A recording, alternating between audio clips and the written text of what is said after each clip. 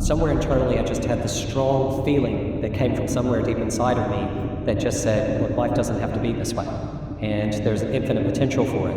I didn't then. A lot of people these days don't spend any time on their minds. Hey guys, this is our Q&A session. We actually love doing this sort of rapid fire session with your questions, so keep them coming to us and we'll answer as many as we can. I've got this one straight off the bat. This is one that's a really interesting one actually, is what is your personal definition of masculinity, and have you struggled with your masculine identity at times in your personal or business life? That's a very well thought out question. Sounds like your sort of question. Yeah. I get to start that one, do I? So it's a really good question. Like I grew up in an era where masculinity was expected. If you were a man, this is how you acted, and you don't show your emotions and you tough it out and you do things. We're really changing that conversation nowadays. But in the end of the day, I think it's actually interesting because it's I sort of challenge that, and I also challenge, if I'm honest, some of the kind of maybe we've gone a little bit more to the other extreme. And so I'll give my take on that. Really, is that masculinity is an energy.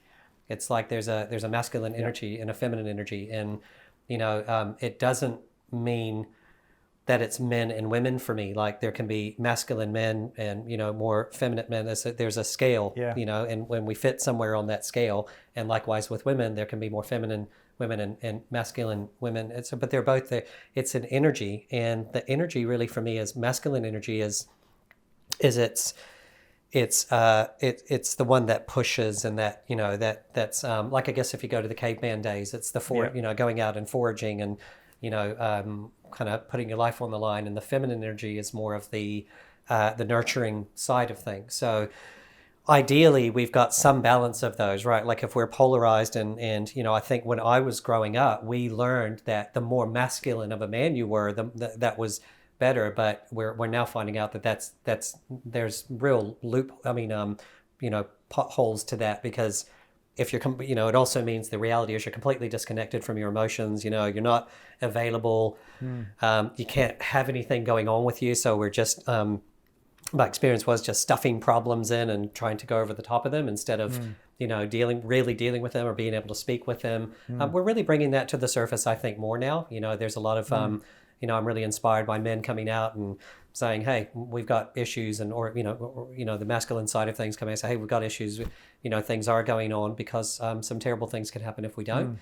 But I think sometimes we also kind of moving away from understanding the value of that nurturing side. And I think whether it's both of those roles are equally important in life, and I think I'd love to have a balance of both. I think it's I've come to learn that the way that I grew up isn't necessarily the right way, and I think did I struggle with that? Yeah, because I think I probably started to get that. I mean, I think for me it's probably definitely interesting on your feedback here, because I didn't really fit the bill of what people were looking for, and that I was of a different race. My height was not quite what people would consider the masculine height. So I kind of grew up with that as a, probably just went, hey, I've just really got to be me, and because that's not something. Look, to be fair, I probably tried my best at times to fit that bill, and I probably at some point for me just felt that I couldn't. And in the beginning, I felt that was a disadvantage, but now really see it as quite something I'm thankful for, because I didn't have to grapple. This is where with it. So I think maybe for me that really came out and gave me more of a chance to just, I think we just embrace both sides, because to some degree we're all masculine, and to some degree we all have the feminine energy as well.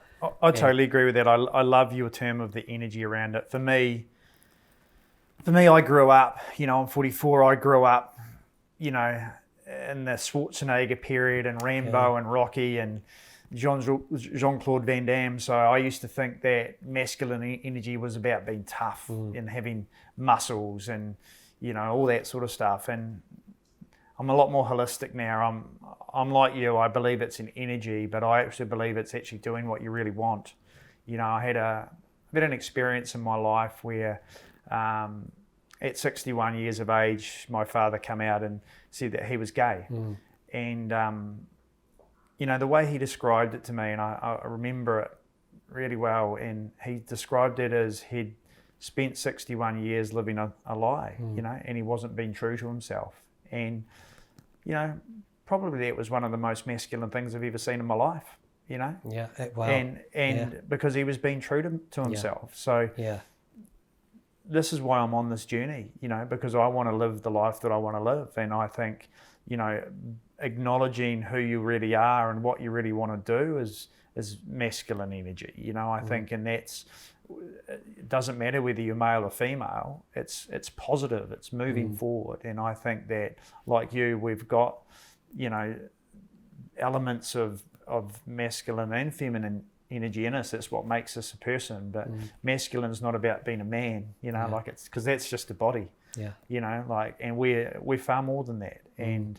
But that to me is, when my dad said to me, "Hey, I'm a gay man. I'm 61 years old, and he's 70 something, 71 or 70 now, and he's lived 10 years as a gay man. I mean, and I'm being so proud of him." That's really priceless to hear that. To say that that's one of the most masculine things that you've heard, because that's really well. amazing. It just came to me. I was just when hearing you thinking, I was thinking, "Oh, what am I going to say here? This is a tough question," and then that just appeared to me, and it was probably because Dad was the man I always looked up to. A son always looks up to his father. And, Dad was scared to tell my brother and I, and, he was scared to tell us. And this is how the mind works. He was scared to tell us because he thought we were going to beat him up, Wow. Tristan and I,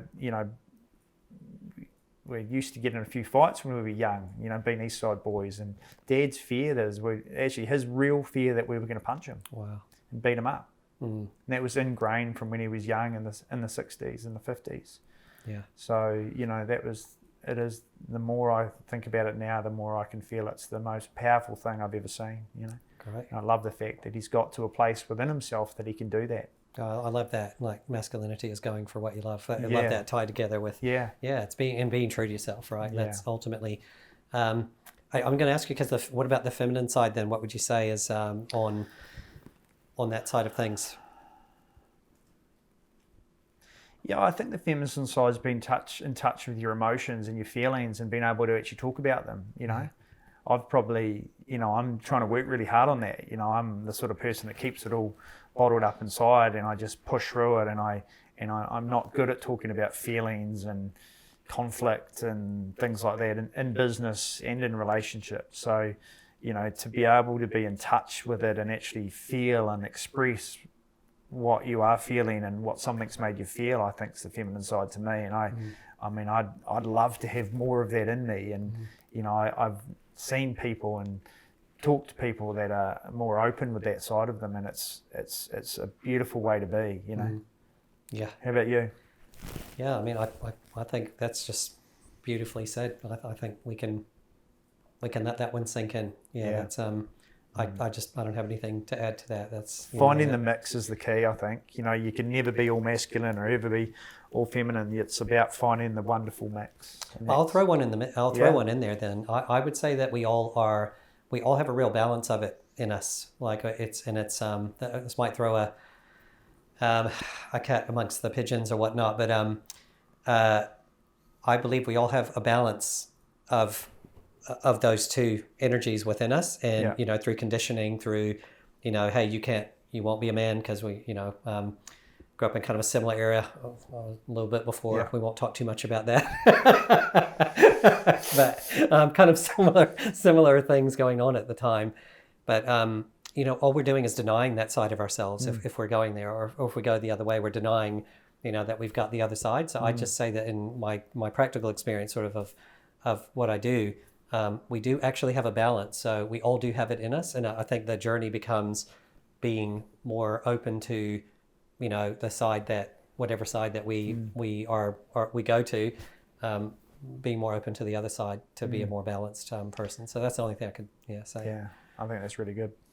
All right, good. So we have we've got another question. Yeah, we have a question, Cameron, that came through, and we talked quite a bit about spirituality and business. I know you've spoken about it quite a bit, and the question is around how do you mix spirituality and business together? How do they work together? How do you meld them together? Yeah, I mean, everyone looks at me and they think I'm hard and fast and just a business person. I actually describe myself as an executive hippie. You know, I carry crystals around in my pocket. I've got a crystal my dad gave me when I was 19 years old, 20 years old, and went over to the UK. I think that by getting the spiritual side into business, it brings a lot of the true self into it. So it probably softens your business. And I think it's, you know, we've talked about this before, is you can do better business when you show up as your true self and you're actually doing it with no motive. And I think that's the key to business, is actually, if you can get rid of the motive and bring the best Cameron Bailey along to a business deal or whatever it is, then I'm going to succeed. Yeah. So first of all, it's awareness. I always go back to that. You know, what does it look like to me? How does spiritual look? What are my philosophies on life? You know, like, it's more like spiritual, but it's like philosophies on life. How do I want it to be? Do I want to be cutthroat, leave nothing on the table for anybody else?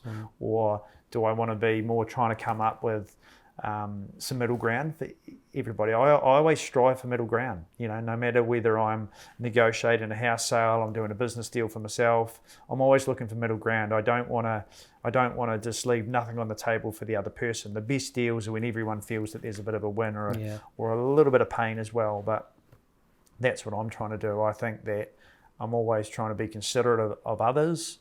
And that's probably the spiritual side that I'm trying to bring into it, rather than the cutthroat, you know, Wolf of Wall Street style. Yeah. Which, I mean, so I'll you know, build on that a little bit or work from that. Because I love the way you ended that, because that you know, although we might look at that, you know, Wolf on Wall Street mentality as you know, we've often looked at that as that's the business mentality you need to have, but it's actually really, it's devoid. Like, it's I've done this work long enough and worked with enough, you know, people in business to know at the end of that, the commonality is they're all miserable. Like, it's a fantasy that they're living. So I'd go as far as to say, because that's been a real journey for me, is you know, how I just knew that whatever I was going to do in my life had to be a true expression. Like, I had to be fulfilled. Otherwise, like, what's the point? So I would go as far as to say, like, in terms of spirituality, to me, it just means, you know, I think we're saying the same thing, connected with yourself and, you know, connected with the world, whatever it means to different people. But I'd go as far as to say that business without spirituality is really empty. And I would also go to say, because it's unfulfilling, it's empty, it's just, you know, we all wake up when we're doing that, we'll all wake up to, at some point, you know, I stepped on people, I did things, and that doesn't make us feel good. Yeah. And spirituality too. This is an interesting one. But spirituality, to me, without the business, or it could be business, or it could be some worldly expression of it, is also missing. Because I know this was a real thing for me, because I went, when I was studying all these different things to do my work, or really just for myself, I had two different camps, and one of them was, you know, plan and business and goal setting and just, you know, very rigid. And the other was feather in the wind. Don't set any goals. Just, you know, be in the now and let life go on. And when I was over here in this one, I'm like, oh, it makes a lot of sense. If I'm going to achieve things, I have to plan. And when I'm over here, that made sense too, because I'm like, hey, life is in the moment. And I really realized, you know, over time as studying, because for a while I was like, which one is right? And over time they just melded together, and they're both right. Because spirituality without an expression is like, it doesn't have there's no expression to it. So I think for me, it's from my business, it's my business is really an expression of myself. And I think I'm just reiterating what you're saying now, but if I can actually be myself in the business, like that's where it really happens. It's like, am I being genuine, right? And as I'm listening to you, Cameron, if I'm genuine, I am caring about other people. You know, I am focused on a great outcome for everyone, kind of naturally. But if I'm like just business minded, I'm not doing that. Or if I'm off here, you know, I'm not doing that. I got a real world example. I've got, going back to the Wolf of Wall Street and those sort of people, when I'm the same as you. I believe if you've got that sort of hard, leave nothing on the table approach, you'll get less in the long run. this year, one of my commercial properties, just a small one, it was, like 27, 28 grand a year for a small business, and it was leased out to a small company, and they leased a few properties all over Christchurch, and then they went into liquidation, and they owed me a lot of money, for what the lease was. It was a lot of money, 50 grand or something. So it was, they get a lot of perks to move into these buildings and fit outs and stuff like that. So it cost me a lot. And when they went into liquidation, I was, I'm going to lawyer up, and I'm going to get my money back. And this is what everyone in town, there was all these landlords around town that were lawyering up against this guy, and they were trying to get their money back, and it's a waste of time because they're in liquidation and no one really gets any money back. And I just decided, I'm just gonna run with it and let it go. And I rang them up and I talked through it and tried to find if I could find a way through it without going through lawyers and stuff like that, and there was no real way, and I just let it go. And 6 months down the track, I got a call from the guy, and he rang me up to sell his house. And he said, look, I know I can't pay you the money back, but one thing I can do is you can sell my house. And I thought, that's great. I probably got more back from that guy than what anyone else did of those other 10 landlords around town that, when the business went into liquidation. So I think that if you approach it with that mentality, you'll get more. Yeah. And that's just one example. Care about people, really. Yeah, care about people. Yeah. There's always a bigger picture, because it's easy to go to, hey, you're a prick, you shouldn't have done this, you've deceived me, you're dishonest, all that sort of stuff. It's not good. There's nothing good that comes from that, because you don't know their situation.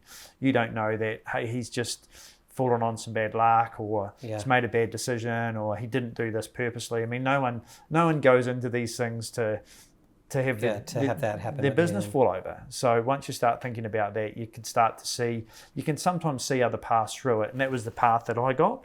But by talking to him in the right way, rather than putting lawyers onto him, there might have been another path through it with a payment off or something like that. Well, then it ended up win-win, didn't it? Yeah, so that's the advantage of bringing the spiritual side into it, I think, is it's more holistic. It lets you talk more, but hopefully you'll get more from it. And I think that, that's what I've seen in my career, is I've been more about the bigger picture and more about the holistic side of it, and trying to do what I want to do. I've actually got more myself. Yeah. More work, more business, more money, better life, and that's probably what it's really about. Yeah, it just came up to me. You inspired me to say that term, it's just business. People just say it's just business. Yeah. It's actually quite a lie. It's not just business, right? There's human beings involved in business. It's actually used as hey, that's just business, as an excuse for I've done something, that's less than humane or whatnot. Oh, it's just business, so it's just what I had to do. But it's actually not just business. No. I guess in the reality of it is life is spirituality and business. And that's karma. I'm a big believer in karma. If you treat people like that, it'll eventually come back to you. So treat them with decency and respect, and try and work through stuff. And then that's how one day you might be in a similar situation, people treat you like that. Yeah, if we need it. So yeah, cool. Well, that was a great question, and we hope you pose us more questions. We love working with these, and thanks very much for your thoughtful questions. I guess we'll wrap it up there, Cameron. And thanks, guys. Yeah, thanks for watching. We'll see you next time on Get Real.